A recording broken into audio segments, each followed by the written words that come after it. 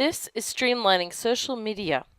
Today is March 14th, 2011, and you're watching Episode 16. There's been a lot of news come out since we've last updated. The first is coverage of the tsunami that hit Japan, unfortunately, this weekend. It hit on Friday, and the coverage is really fantastic going on across the web, whether it's how to donate, how to give, and you can find that information out over on my blog. See the link in the show notes for that link. But you could also get coverage of reporters on the ground, and you're finding really more and more that people are using social media to connect during disaster and crisis moments, as well as how to share the news.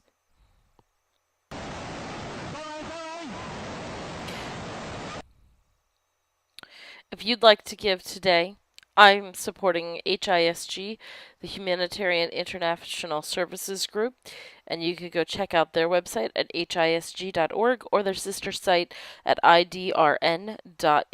That's International Disaster Relief Network, idrn.info as well. In other news, we have the iPad 2 launching this past week. During the launch, we now get the ability to have front and rear-facing cameras, something I've been looking forward to for quite some time, as well as a lot of additional media creation devices and a great cover, or case, if you will, for the iPad, so that when you go to open the iPad, it automatically will turn on. To get information on that, simply go over to apple.com/iPad. Again, that was apple.com/iPad.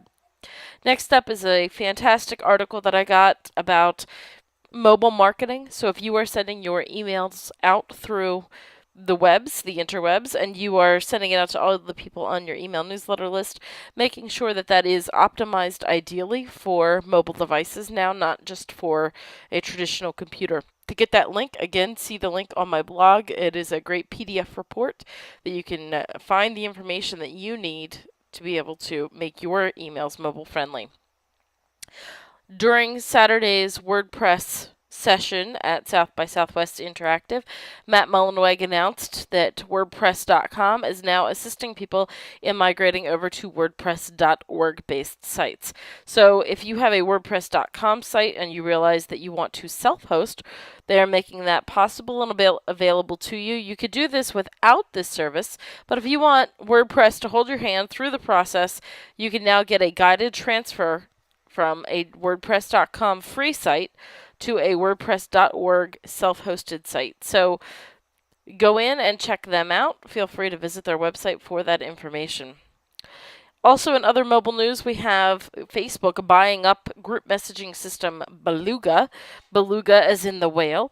BelugaPods.com is their website address, and what Beluga allows users to do is to send group messages to each other, as well as see where each other is on a map and see who the members are of a particular group. So watch this one. There are a lot of other group texting and group messaging services. This one allows you to create pods, they call it, or groups within the overall application, so you can find the specific information that you need related to a specific group. Again, that address, belugapods.com. In other news, we know that the Yellow Pages is dead, and really dead.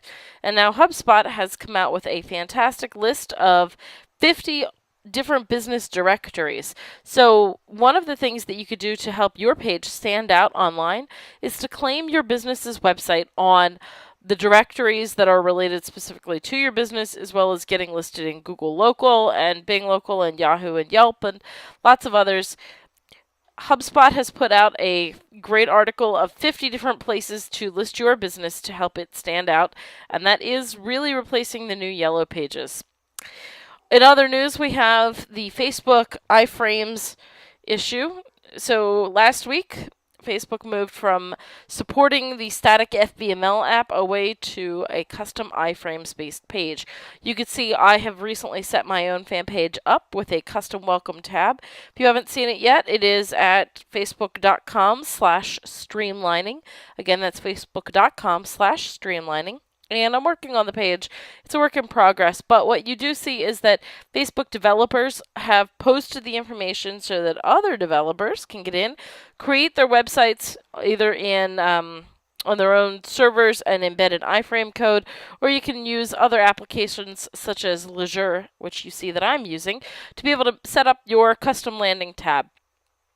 Next up, we see TinEye. TinEye is a fantastic little service that allows you, if you are a photographer or you've uploaded any photographs of your own, to scan the entire interwebs and see if anybody else has also used your photo on their sites. So you could either upload an image or you could paste in an address. So if you have it already on a server or Flickr, you could paste it here. And what that will do is it will scan the web to see if there are any photos out there that are even similar or related to yours and give you that search information back.